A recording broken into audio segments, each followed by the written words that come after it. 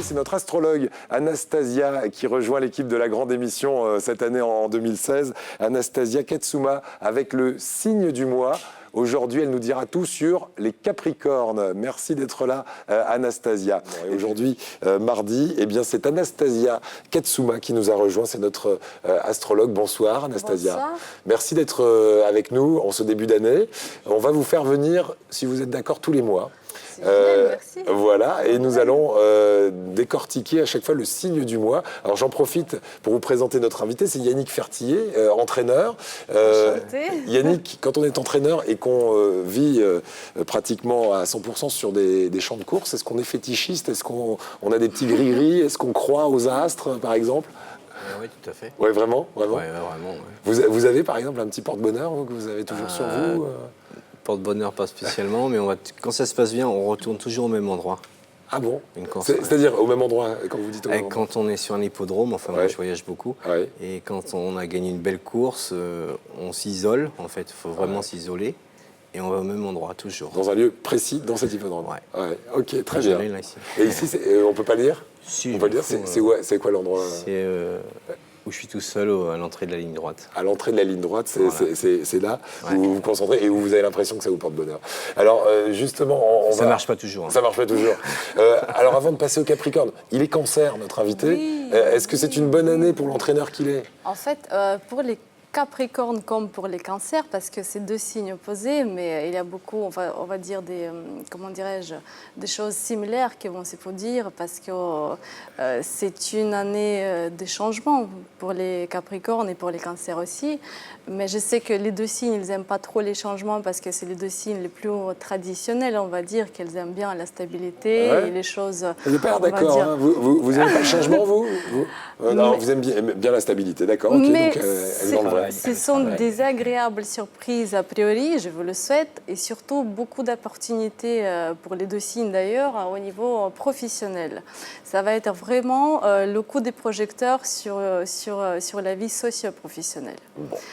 Ça se passe déjà bien, donc ça se passe encore mieux pour vous, c'est pas mal. Oui, il faut vraiment, je sais que c'est pas très facile pour les cancers, mais il faut vraiment essayer de s'ouvrir à des nouveautés et des nouvelles personnes qui peuvent intégrer votre vie et aussi apporter de nouvelles opportunités dans le travail. Bien, voilà, donc visiblement Capricorne et Cancer, ça se ressemble beaucoup. Pour les Capricornes maintenant qui nous regardent, c'est leur mois. En fait, oui, parce qu'en astrologie, on a la loi des signes opposés. Donc Capricorne, en face, il y a le Cancer, le signe des Cancers. Donc, en chaque Capricorne, au plus profond de lui-même, il y a le petit Cancer et vice-versa. Donc, ce que Capricorne montre à l'extérieur, le Cancer est là à l'intérieur et vice-versa. D'accord. Quel est donc le profil de l'année des Capricornes? Moi, je pense que cette année-là, pour les Capricornes, les mots-clés, ça va être révision, conclusion, avancement. Il va falloir passer à l'acte parce que c'est vrai que les grands changements demandent beaucoup de temps. Les dernières années, on va dire 2015, c'était vraiment une année de gestation des préparations. Et 2016, on va passer à l'action en fait. Donc, ce que je voudrais dire pour les Capricornes et pour les Cancers aussi, changement des domiciles est probable. C'est régulier, le changement de domicile, hein. Un coup en Bretagne, un coup... Les voyages, beaucoup de mouvements, oui, pour les deux signes d'ailleurs. Donc, pour dire que les Capricornes, par contre, ils peuvent avoir ce désir de partir à l'étranger. En voyage, peut-être, mais aussi, certains Capricornes vont changer de domicile et vont s'installer à l'étranger pour y vivre. Ça, c'est vrai que ce serait vraiment favorable de le faire. Aussi, cette année-là, il va falloir répondre à beaucoup de questions qui sont du style, réviser beaucoup d'engagements aussi. Les engagements qui qui ont été déjà faits, mais c'est vrai qu'on Engagement va... quoi? On parle d'amour, on parle de professionnel? Dans le domaine socio-professionnel et dans les relations intimes et familiales aussi. Donc c'est vrai que le Capricorne, c'est un signe, on va dire, le plus fidèle. Mais cette fois-ci, il faut vraiment rester fidèle à soi-même avant toute chose. Voilà, ce sera le mot de la fin, restez fidèle à vous-même. Et il y aura du changement pour ceux qui ont envie de voyager. Si on résume, c'est peut-être cette année qu'il faut le faire. Surtout, ce que je voudrais dire, il faut absolument saisir une opportunité importante qui va se présenter cet automne.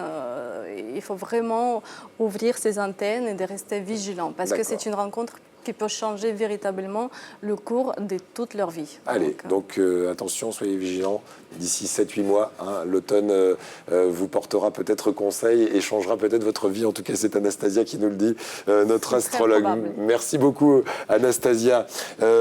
Tiens, quand on parle de coach du jour, qui est un coach bien-être aujourd'hui, massage assis au programme, ce sera dans quelques instants. Et je vois que ça intéresse notre astrologue, Anastasia Katsuba, qui nous rejoint. Bonsoir, Anastasia. Bonsoir. Oui, les massages, ça fait du bien. Hein. Et je vous présente Wilfried Raby, qui est impressionné d'avoir une astrologue à ses côtés. Je vous le dis tout de suite. C'est la première fois, c'est une émotion. Hein. Voilà. Ouais. Et c'est vrai, vous regardez un petit peu votre astrologue à la fin des magazines télé, des journaux? Sur Nice Matin, surtout. Ouais. Hein, tous les jours, c'est une pointure. Hein, Nice Matin, on a confiance tout de suite. On sent la pointe du mot. Je ne sais pas pourquoi. Avec donc cette astrologie, vous êtes quoi? Vous êtes quel signe? Lion. Lion. Lion, vous nous direz un petit mot sur les lions? Les lions, ce sont des enfants éternels. C'est le signe très artistique, mais aussi qui aime la joie de vivre. Enfin, c'est vraiment des bons vivants. C'est pas du tout Wilfried Raby, ça. Franchement, on connaît pas. Ce sont des bons vivants, les lions. C'est vrai.